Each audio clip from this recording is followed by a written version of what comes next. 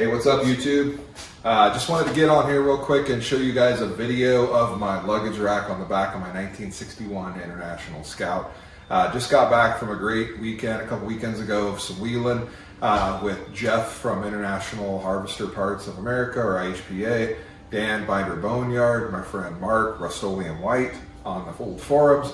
But it was Dan Binder Boneyard, Dan Hayes' 10-year anniversary, and so wanted to prep the rig a little bit, get ready for that, but also wanted to have a storage solution for pack out, you know, when I'm out wheeling this summer and get a lot of trail miles in. So I wanted to show you real quick how I put this on here and just how simple it was.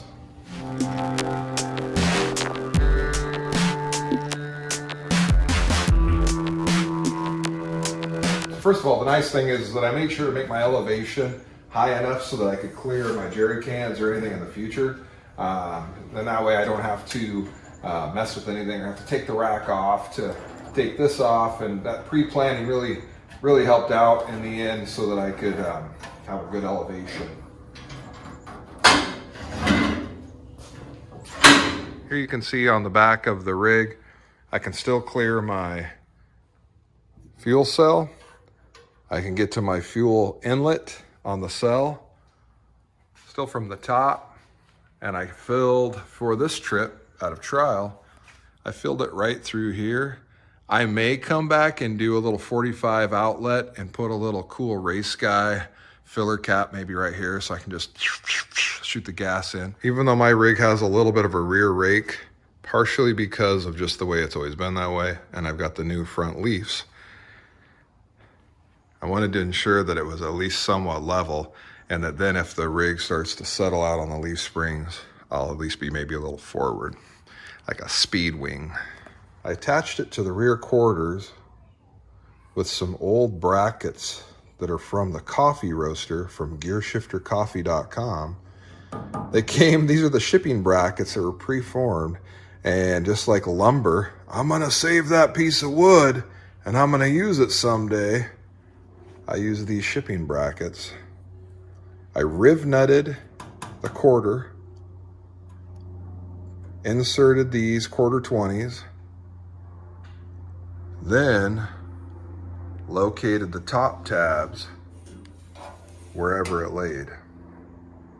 So these are just some simple tabs that I had in inventory from one of the swap meets, and I welded them to the very thin wall tubing of the Harbor Freight rack. So on the rear of the rack, what I did was I used some of these little trick tabs or some of these pre-made tabs for mounting antennas and panels and what have you. I think I got those from A&A or maybe TMR, but I used those to then mount onto the multi-axis triangulating clamp mounts. So what's great about these mounts are that you can rotate them. And the mounts say that they will rotate 360 degrees, but they don't. They actually mount on pins that are about every 30 degrees, 30, 60, 90, yeah, about every 30 degrees. And so still, between rotating, finding an elevation, and then putting them here and then rotating this way, because I was at an angle, I was able to triangulate in and have them be pretty close to level. I was then able to set the front mount to match the elevation of this rear mount and then make sure that it was all high enough and swivel these around. I'll put a link to the ones that I ended up using. I ended up buying like 2 sets, and I kept the others in case I want to mount something else to the rear of the cage in the future. But for now, these things are really good. I red Loctited it and made sure that everything was secure so that they don't wiggle loose, but this thing is on here. So you might be asking, why do you want a pack out rack? Well, because I have a back seat.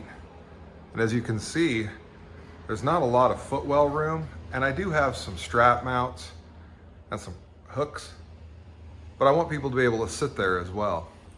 And it's not the flattest storage, but I want to keep the back seat. So by adding a storage rack to the back, I can actually pack out a lot more gear, do some overnight trail camping in the Haas Scout, and still have actually a lot of storage for a tent cot and anything else. So with last weekend or a couple weeks ago being our first attempt at using this thing, we got a cooler. Luckily fit right in between there. Loaded up my pack out box that has some spares, other junk, spill kit, all kinds of crap.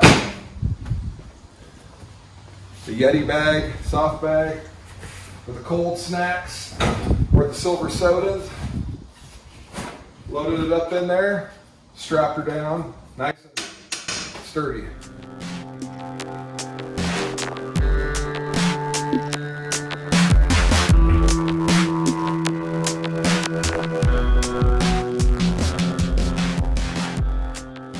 So all I did on the rack was get rid of the square tube that is supposed to be for the receiver hitch, bolted it flush together, took the parts that normally bolt through, smashed them together, centered this, and then used the original bolt holes in the spanner plate and plug welded.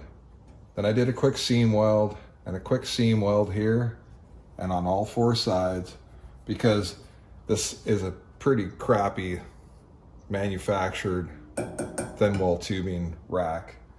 You can see here that there's no welds on the Harbor Freight rack itself, and that's pretty standard. They don't believe in welding everything. So this section bolted together. The other thing I did is by taking apart the 2-inch receiver hitch tubing that was right here, I just trimmed down the bolts because of their long length. After tightening everything up, I went ahead and shot them with some black just so that it looks nice. I did not weld it together because with that many smashed bolts there's plenty of strength. It's not going anywhere. So the only thing I think I would do different or add to later is I think I'm gonna put some spanner plates here, maybe with some cool guy speed holes with some dimple dies in them, you know, watch out. I might rivet them on, I might do some thin steel plate and weld them on. But basically when the straps come down and over, I either have to strap them to here and pull this up, or I went over the bottom and I went this way. So I wouldn't collapse this. But the spanner plate will help keep stuff from sliding out. I might also put some holes in between the speed holes just so I can hook the straps right to it. Something like that, maybe here and here. You know, we'll see. But for now, it's on here, and it's probably gonna be on here forever because I'm lazy like that.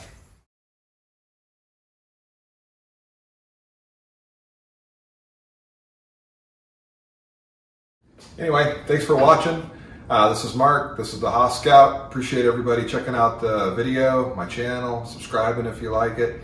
1961 International Scout 80 Harbor Freight storage / luggage rack adapted to the rear of the rig.